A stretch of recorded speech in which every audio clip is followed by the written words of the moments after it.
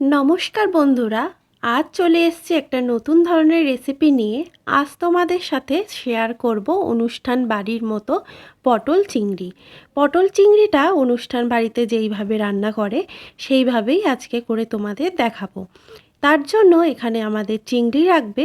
এই যে চিংড়ি, এগুলোকে প্রথমে ভালো করে ছাড়িয়ে নিতে হবে। আমার চ্যানেলে সকলকে জানাই স্বাগত। তাহলে চলো আজকের রেসিপিটা শুরু করা যাক।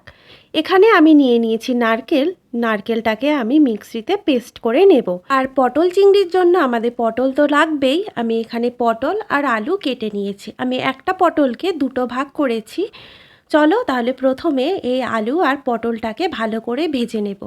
তার জন্য আমি কড়াইয়ে দিয়ে দিলাম সর্ষের তেল। তেলটা গরম হয়ে এলে আলু আর পটলগুলোকে ভালো করে ভেজে নেব।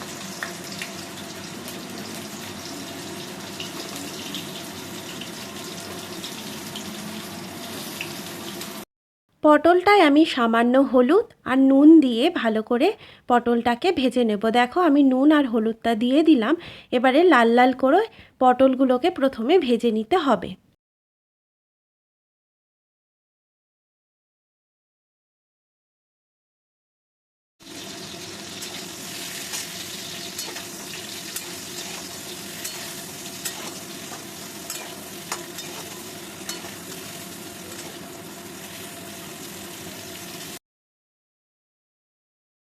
দেখো আমার ভাজা কিন্তু একদম কমপ্লিট হয়ে গেছে। এগুলো এবারে আমি প্লেটে তুলে নিচ্ছি। তোমরা যদি আমার এই ভিডিওটা ইউটিউব থেকে দেখে থাকো তাহলে প্লিজ চ্যানেলটাকে সাবস্ক্রাইব করে দিও।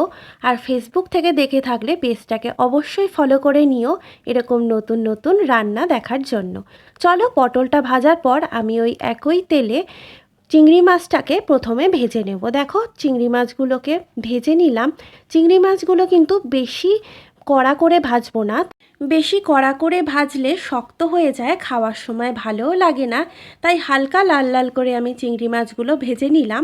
তারপর আমি আরেকটা কড়াই নিয়ে নিলাম, তাতে দিয়ে দিলাম সর্ষের তেল। সর্ষের তেলটা ভালো করে গরম হয়ে এলে আমি এতে কিছু মশলা অ্যাড করব। এখানে আমি দুটো শুকনো লঙ্কা, গোটা জিরে, গরম মশলা আর দুটো তেজপাতা নিয়েছি। দিয়ে দিলাম এটা। এবারে এটা হালকাভাবে একটু ভেজে নিতে হবে যতক্ষণ না পর্যন্ত একটা সুন্দর স্মেল আসছে। এবারে আমি এতে অ্যাড করে দেব পেঁয়াজ। আমি এখানে একটা বড় সাইজের পেঁয়াজ এরকম লম্বা লম্বাভাবে কেটে নিয়েছি, সেটাই দিয়ে দিলাম। এবারে এটাকে ভালো করে হালকা লাল লাল করে প্রথমে ভেজে নিতে হবে। পেঁয়াজটা ভাজার সময় আমি এখানে সামান্য নুন অ্যাড করেছিলাম যাতে পেঁয়াজটা ভালোভাবে নরম হয়ে আসে। দেখো পেঁয়াজটাকে আমি ভালো করে ভেজে নিয়েছি। এবার এতে আমি একটা টমেটো, বড় সাইজের টমেটো আর 5টা কাঁচা লঙ্কা পেস্ট করেছিলাম সেটাই দিয়ে দিলাম। দিয়ে মশলাটাকে ভালো করে কষিয়ে নিতে হবে। এই মশলাটাকে 2-3 মিনিট মতো ভালো করে কষিয়ে নেব। দেখো আমার এখানে ভালোভাবে কিন্তু কষানো হয়ে গেছে। আমি এবার এতে আদা আর রসুনের পেস্ট দিয়ে দিলাম। এইটা দিয়ে আবারও মশলাটা ভালো করে কষিয়ে নেব। যতক্ষণ না পর্যন্ত তেলটা ভালো করে ছেড়ে আসছে ততক্ষণ পর্যন্ত মশলাটা ভালো করে কষাতে হবে। আমি এতে কিছু গুঁড়ো মশলা অ্যাড করব। তার জন্য প্রথমে দিয়ে দিলাম ধনে গুঁড়ো, তারপর এতে দিয়ে দেব লঙ্কার গুঁড়ো। মশলাগুলো দিয়ে এবারে ভালো করে আমি এই মশলাটা কষিয়ে নেব। দেখো এখানে সুন্দরভাবে কষাতে থাকবো যতক্ষণ না পর্যন্ত ভালোভাবে তেলটা ছেড়ে আসছে। আমি মশলাটা দেখো পুরো ভালোভাবে কিন্তু কষিয়ে নিয়েছি, তেলটা ছেড়েও এসছে। এবার এতে দিয়ে দিলাম ভেজে রাখা পটল আর আলুগুলো। আলু আর পটলগুলো এই মশলার সাথে ভালো করে কষাতে থাকবো। এইটা প্রায় 1-2 মিনিট মতো কষিয়ে নেব।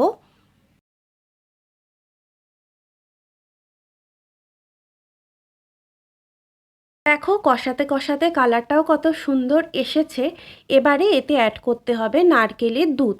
আমি প্রথমেই দেখিয়েছিলাম যে নারকেলগুলো সেটাকে আমি মিক্সিতে পেস্ট করে নিয়েছি। তারপর গরম জলে নারকেলটা দিয়েই দেখো এই দুধটা বেরিয়েছে। ছেঁকে নিলেই কিন্তু এই নারকেলের দুধটা রেডি হয়ে যাবে।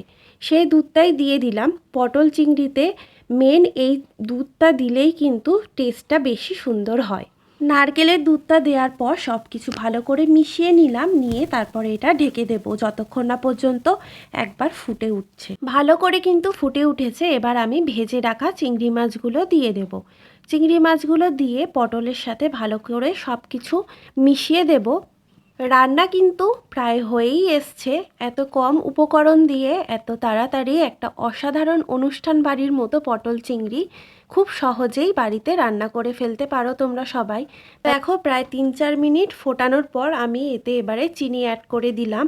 হাফ চামচ চিনি আমি এখানে দিয়েছি। চিনিটা দিলে এর টেস্টটা ব্যালেন্স হয় আর খেতেও সুন্দর হয়। চিনিটা দেওয়ার পর আবারও সব কিছু ভালো করে মিশিয়ে নিলাম। এরপর এতে অ্যাড করব গরম মশলার গুঁড়ো। আমি এখানে গরম মশলার গুঁড়োটা দিয়ে দিলাম। দিয়ে আবারও সব কিছু ভালো করে মিশিয়ে নিতে হবে। সবার লাস্টে উপর থেকে ঘি দিয়ে নামিয়ে নিলেই রেডি হয়ে যাবে আমাদের টেস্টি টেস্টি পটল চিংড়ি।